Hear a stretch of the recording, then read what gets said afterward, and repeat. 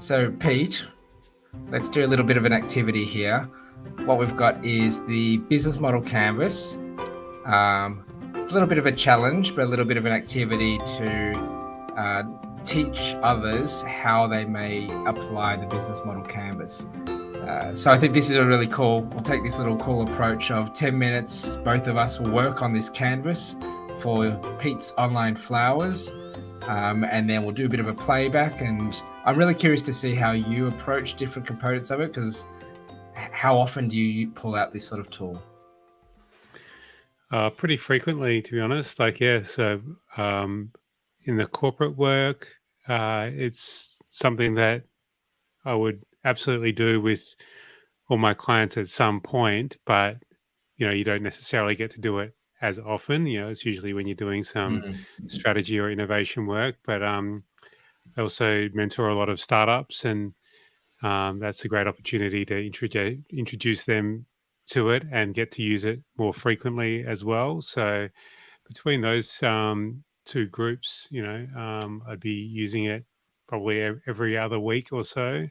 Oh, wow. And then I do Yeah. training for Strategizer as well. So I get the opportunity to introduce teams, to the Mm. concepts and Okay. see how they, how they receive it. So yeah, it's something I Very good. get to play with a fair bit. So if you were to give yourself a score out of 10, 1 being miserable and 10 being the best, how would you rate yourself at your BMC proficiency?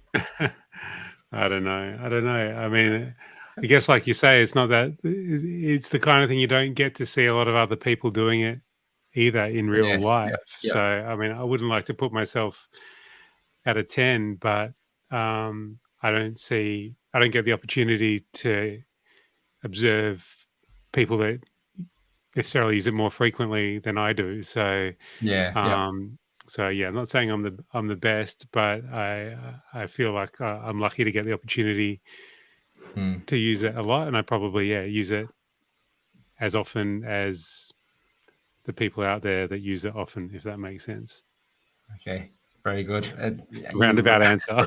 reserve judgment until Yeah. the day that the BMC Olympics is lined up, and then we'll be ready to see who's the global champion.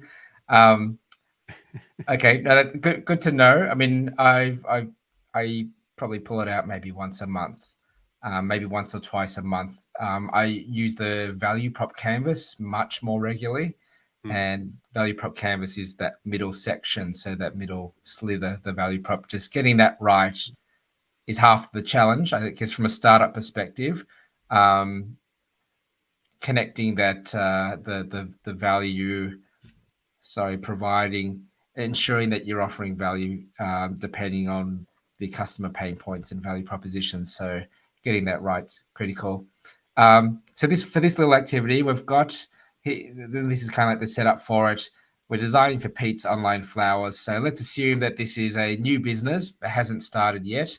Neither of us have run flower businesses before, but we're going to use, to the best of our knowledge, how we think an online flower business may operate. In a way, we're designing it from scratch. We haven't discussed it before. We haven't researched it.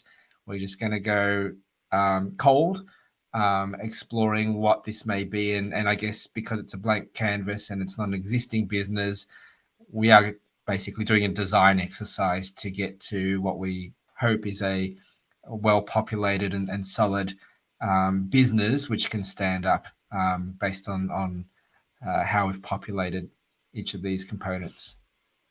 Anything you Cool. want to add to that, Pete? Let's do it. All right, please let's put 10 minutes on the clock and see how we Yeah. go. All right. There we go. Cool. So one question is where to start. And there's like, by the book, you can start anywhere you like. I usually gravitate towards the right side of the canvas, and like when we talk about it, like zoom out a bit, the right side of the canvas over here is basically what you might call your front stage. Um, So that's, if you're thinking like of a theater analogy, that's in front of the curtain. That's what people see. And then over here you've got your backstage. So Right. what's behind the curtain that isn't visible. And then down here you've got your profit formula. So you can start anywhere you like, but yeah, I tend to start on the front stage where possible. I guess keeping that customer focus. Okay. So would that be the customer segments that would begin with? If we Yeah, were to or think about even the, yep. I think in our case, I would probably go first to thinking about the value proposition. Like, what is it that Mm, they're looking to that we think we can provide, and the immediate instinct might be just to say flowers, but I think we've got to go a level deeper and think about, like, as you talked about, the value proposition canvas, which kind of expands on the customer mm, segment and the value prop, but you're really looking at what's the customer's jobs, pains, and gains, yep. Yep. and how are you addressing those with your value proposition. So with that lens, it's beyond just flowers. It's going to be something else.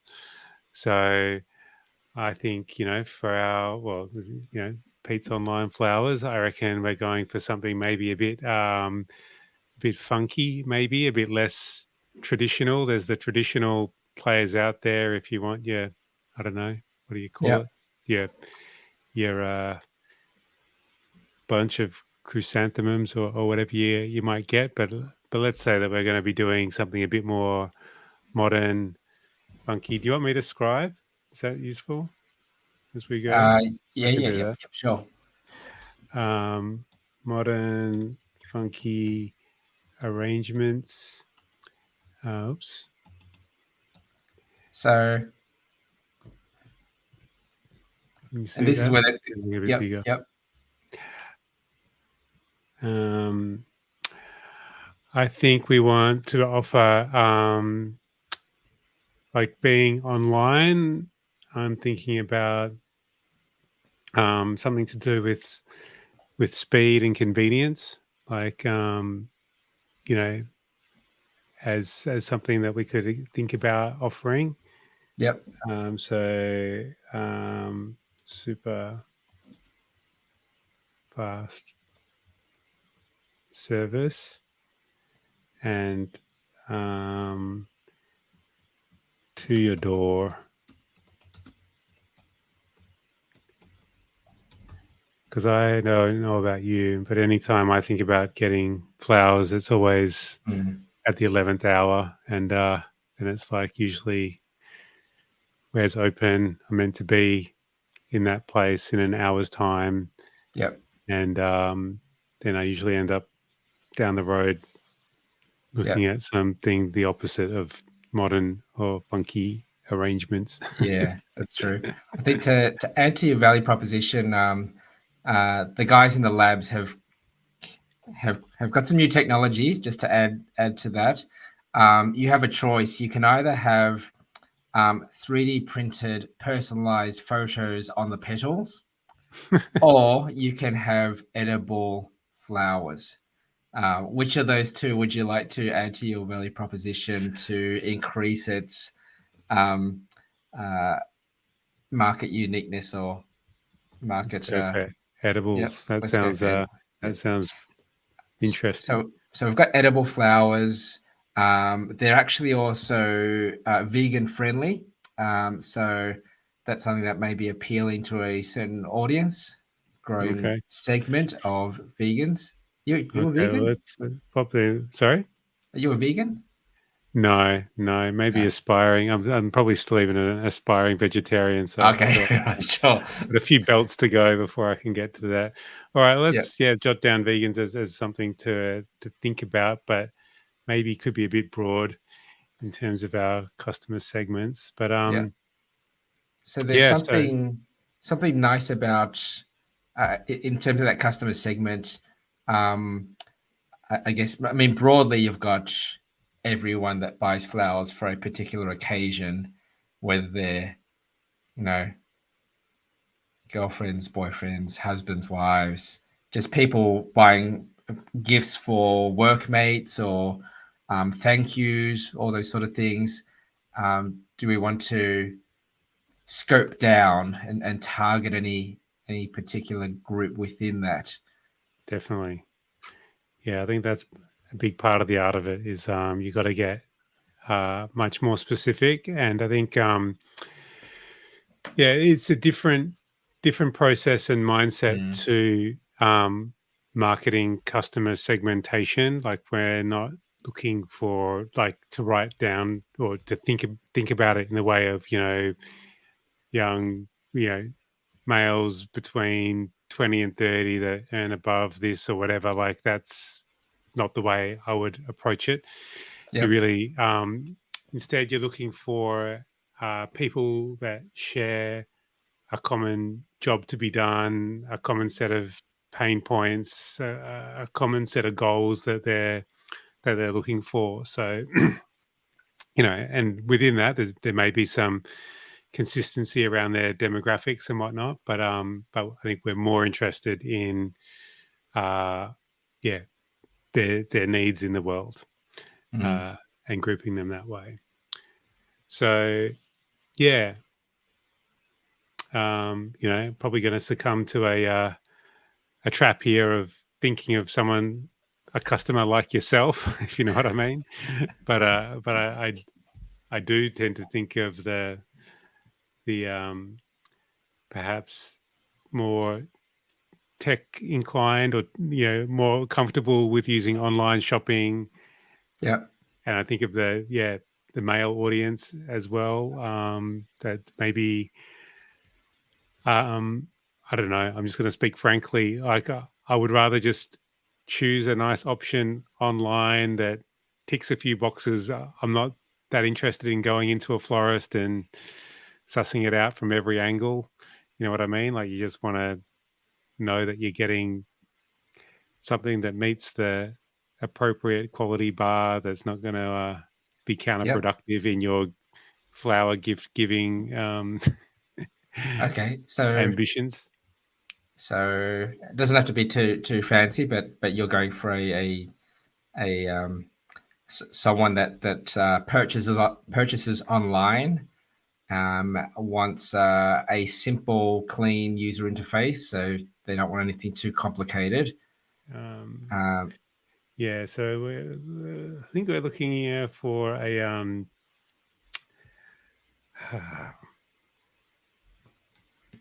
I think it's like the gift giver. I'm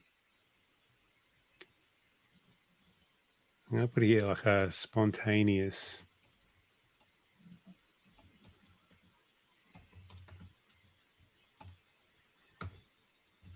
and Spontaneous.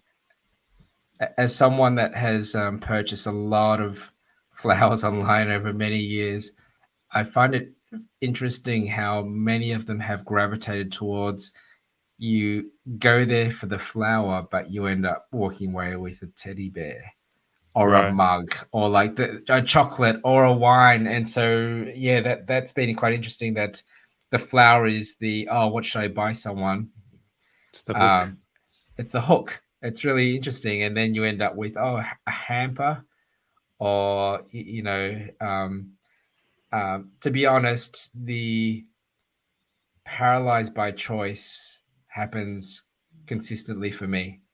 There's just too many. I'm not a flower expert, and you've given me even 10 different arrangements is too much. And you go, oh, that's which one? Will this individual that I'm trying to buy for like the red one or the white one, or is the white one going to offend someone in a different culture and all that sort of thing? Yeah. That's for someone like me, if I consider myself a noob, I'm certainly not a expert in flower choice. Size, is $100 the appropriate amount? Should I buy a $200 selection? So there's the decision points are actually um, the cognitive load for the decisions to be made in the choice of a flower. can actually be quite difficult. Yeah. So that's interesting. I think there's a real value proposition in there of uh, facilitated decision making. Even if it said, um, and I know maybe there's a bit of that AI side, but if it knew enough about me, at least age, the intent, where I live, or something or other, five, 20 other people just like you have bought this one. It's like, oh, okay, it sounds like social proof is there. I'll get that one too. Someone in your area has just bought blah. Yeah. Cool. And you can see what I'm doing. And this is exactly how I'd use it. It's like as the conversation's happening, scribing this stuff and putting it sort of where it fits, like as this stuff comes out. So we've talked about like the more comprehensive gift options. That might be something we want to do as well. This facilitated decision making as a value proposition, but then it's going to rely on something in the back end to do that. So maybe we evolve this, but at this stage capture that as an AI decision engine based on recommendations. Yeah. So maybe we come back and revisit that. Maybe Well, our time has why? gone Why? off and we're Yeah. barely even started, which is usually the way. Yes. um, uh, Simplicity seeker. What would you call someone that's not a so by spontaneous gift giver? Are you implying that this is someone that is not a regular purchaser? In other words, is it? I'm trying to. I think people are like more the last minute type buyer Okay. rather than Yep. the person that's got their florist down the road that they'll Okay. always Yeah. go Yep. to because they're someone that so spontaneous and occasional flower. So they're likely to be in a hurry when it comes to the purchasing process. They don't want to spend too long. Yeah. Okay. Yeah. And also, yeah, just seeking simplicity. Like, you know, again, this is always the trap. Like, you've got to be out there speaking to other people and actual customers and evolving this. Otherwise, you fall into the trap that I'm doing at the moment, which is thinking of yourself and what you would like, which isn't necessarily the way to build a business. But again, thinking of myself, if I'm buying a computer, this would be the opposite for me. Like I want, Yeah. Yep. Yep. I'll want all the details and I'll labor over it for months, and I fill Yep. up shopping carts with different configurations just for fun. But if I'm buying flowers, it's basically going to be the opposite experience. I want to be preferably told what to buy and end up with a good result that someone else has predetermined is going to be the right thing. So spontaneous, occasional, last minute, seeking simplicity. And I would also say we're going for generous, not cash strapped. So yeah, we're not necessarily going for the bargain basement Yep. sort of market here. Yep. Yep. What do you think? Does that make sense? Yeah. Yeah, I think that makes sense. I mean, I don't know when the last time was when you bought flowers, but at least Valentine's Day, I think for us here in Melbourne, the cheapest I could find was typically online close to $100. Far out. Maybe it's that time of the year though, so I'm How much assuming. upsell did you take on though? Like, does that include like the box of chocolates and the teddy bear? Possibly. No, I mean they that would typically come with a vase as well. Right. Yeah. Okay. And yeah, plus delivery. And the fact that you've purchased it provides the relief regardless of that price. It's like, oh, I've done it. I've done a tick. Yeah. uh, All right. I'm not sure at the moment whether the vegan thing is a mm, strong enough thing. I'm gonna pop that to okay. the Yep. side Yep. for a second. But one thing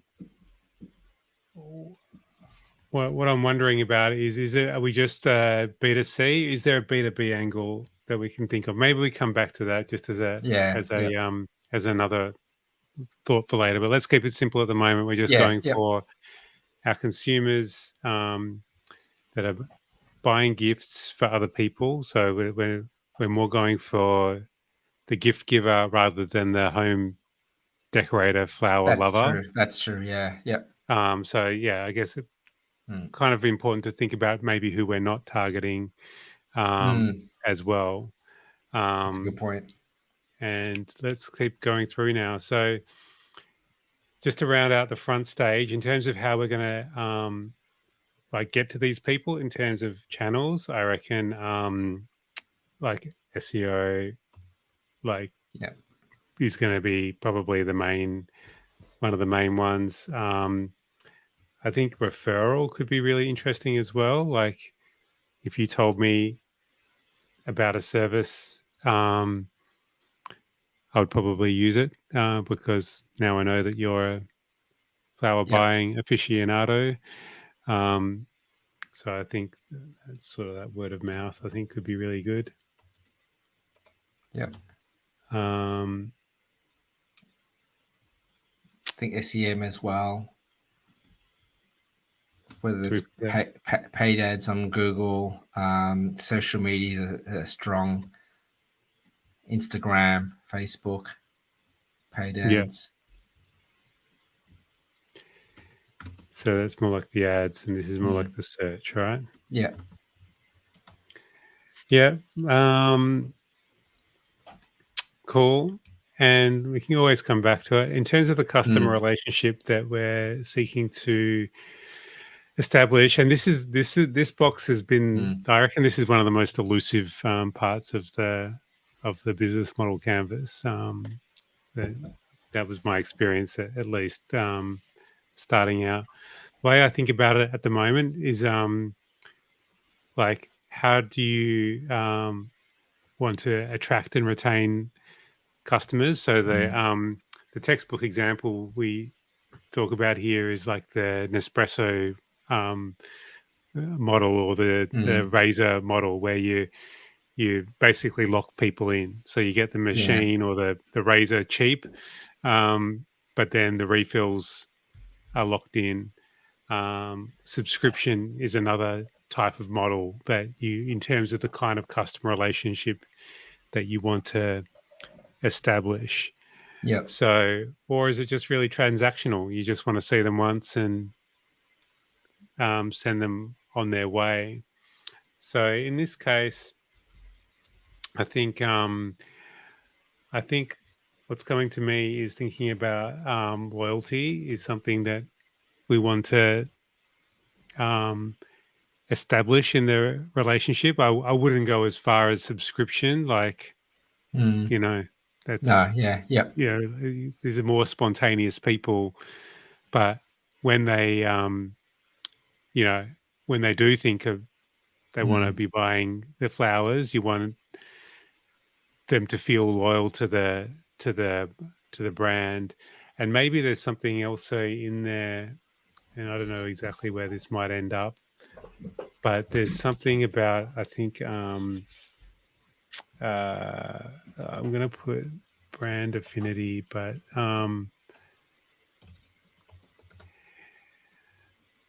just as that thing of like I don't know, like what's an example? Like if I see who gives a crap toilet paper in someone's house, I make Yeah. Yeah. certain assumptions about their worldview, and Mm. you know, leanings and ethics and whatnot if they've chosen to use a social enterprise kind of there's a True. signaling that goes on there. Yeah. So I think there's maybe something in the customer relationship to play with there, that there's something about the brand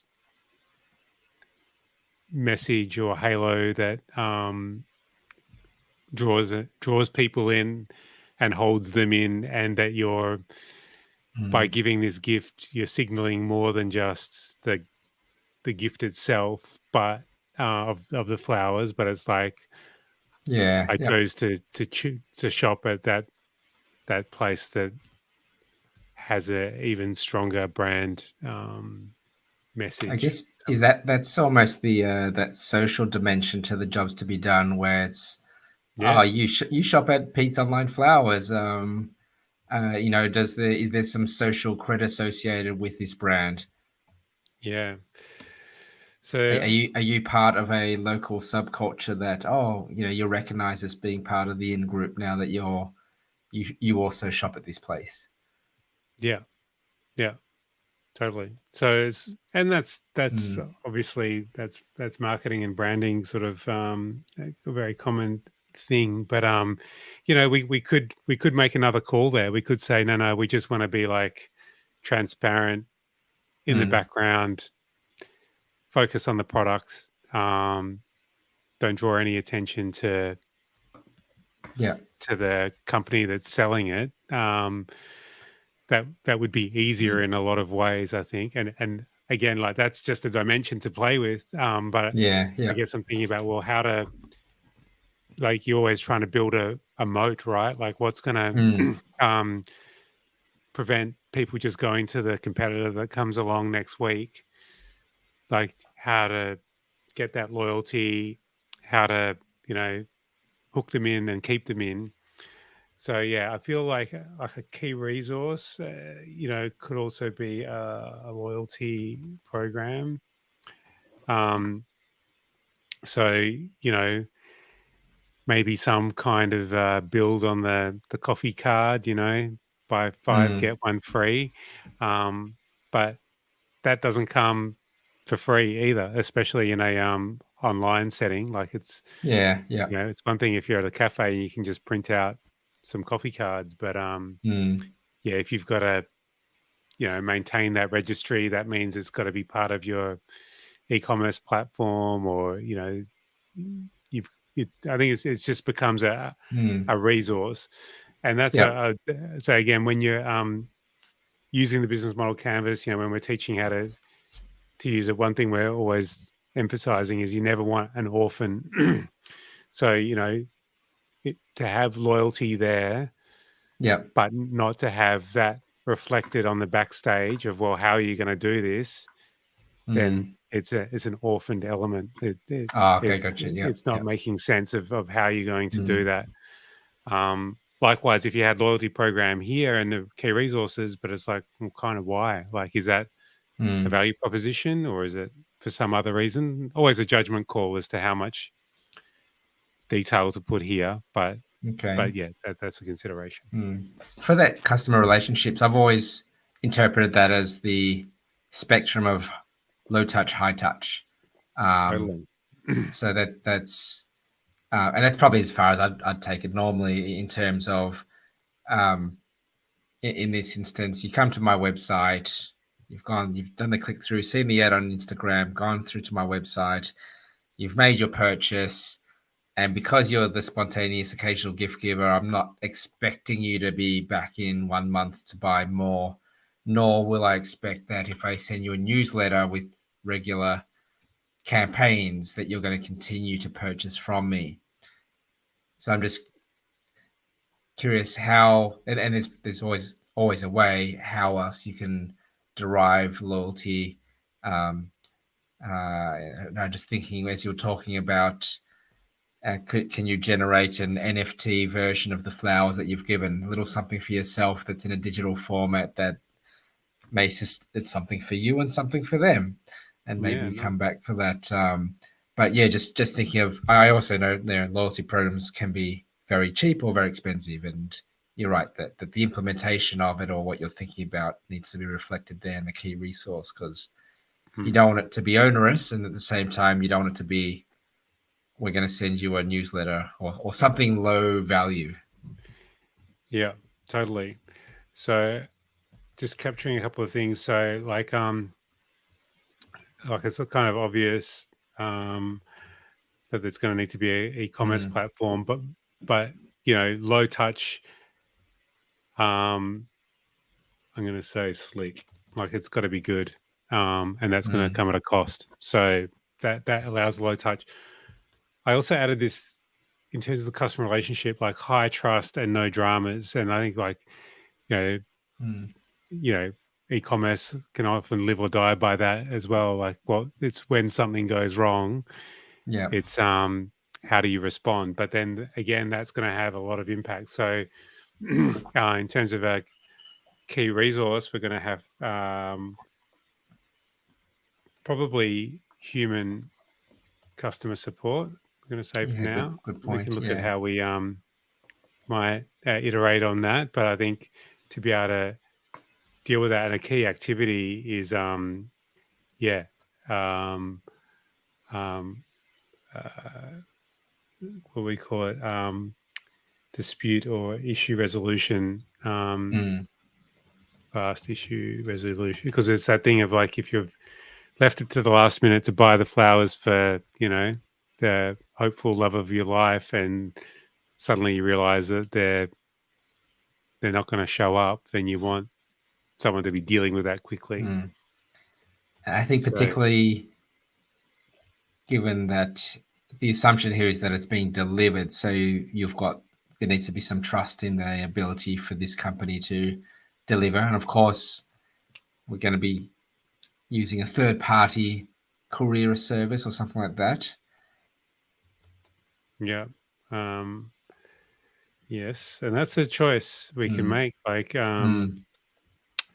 it could be a resource that we have in house, or it could be a partner, and there's going to be trade offs with that decision. But let's say we're going to True. go with a partner. Let's go a bit more on the backstage. Some key activities. So obviously, is it obvious that we're going to have in-house flower arrangers, florists? I think so. Arranging, buying flowers. So florists are going to be a key resource. A key partner could be our flower supplier. Yep.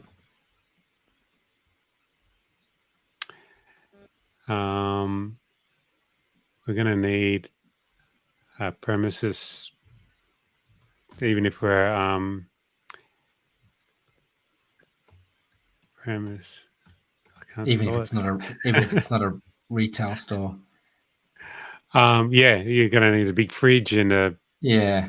place to do your arranging and dispatch from. So that's going to have a really oh man, I really can't spell that word. You got it right. You got it right on the other card. After about five attempts. Yeah. So rent, yeah, your Stock. salary. Oh yeah, stock. Oh well. So let's be a bit more specific about stock. So I think there's going to be Perishable cost. versus non-perishable. Yeah. So I was going to say one way to think about it could be cost. What I'm thinking, where I'm going with this, cost of goods sold, and then there's going to be wastage. I can imagine with True. Yeah. a florist, that's probably a massive part of the game, right? It's like you don't want to be caught short, so you're always going to have too much. But how much are you going to be throwing in the bin? Must be a massive part of the game, which through business model design, you could look at ways of doing that. Like maybe you've got, you could potentially have a secondary brand of budget flowers that, Mm. um, that you deal with that through or something like that. But anyway, Actually, my local florist, what they do is that they, towards the end of the week, they have a little sales section, and this is like a mid mall kind of retail thing, so it's not a full shop. That's if it's a physical retail opportunity. But if it's online, you're not going to have people walking by necessarily. So unless it is through your e-commerce platform, you have a little sales section or something like that. mm, But yeah, you're right. There's always going to be some wastage. yeah. All right, and let's round this out. I put the ecom platform there. Yep. Let's assume that we've got a what do we call it? Like a software developer. I'll just call it that. Probably maybe as a partner, not necessarily someone that we have in house. And then our revenue streams are going to be through online sales. Yep. Flower sales, and then we're going to have our upsell of gifts. Yes. Yep. And hampers, and maybe gift cards. Yep. Cool. There we go. Ship it. Stop the clock. How long did that take? So I don't know. Is it 20 minutes or more? Probably more. Yeah, but that's also like, remember there's like 9 segments here. To blast through it, like even to explain it, like takes the best part of 10 minutes. When I'm running a workshop with it, it usually takes 2 hours. Like if you're doing a real business and doing it for real, it's hard to get it done in an hour. I usually allow 2 if you're doing it for real. Oh, really? Yeah. Just I find that it's a quite a different mindset if you're mapping out a known business. So say we took a Coles or Telstra or Qantas, a business that we've interacted with, and you're going based on your knowledge of it and just mapping out the known versus designing from scratch. We're starting a new company, doing a new startup from scratch. And I found that it's iterative because you'll start off with one box and then you go, I don't know what the other box is. And so you do your homework and then you'll come back and you do your homework, come back. And over time, it evolves as you learn more about and you start thinking and connecting the dots. It's quite different, the mindset I find between those two. But definitely this is a note to self for next time. I think if you start off with having the value prop canvas as an input to this, or at least a clarity around, look at there's 3 key trends in the flower space, and that becomes a starting point to understand either the pain points or opportunities, which may drive the value proposition, but also the customer segment. It's good to understand if there's changes in regulations that are going to drive the need for a particular customer segment to have a particular value proposition. So in hindsight, probably having that as like a baseline as part of the scenario or as an input to the scenario will sort of help move this through a lot quicker as well. Yeah, for sure. Although speed is never the goal. It's not a competition. It's not speed isn't the goal here. I think getting it right. But this is awesome, and that's great to watch how you've approached it.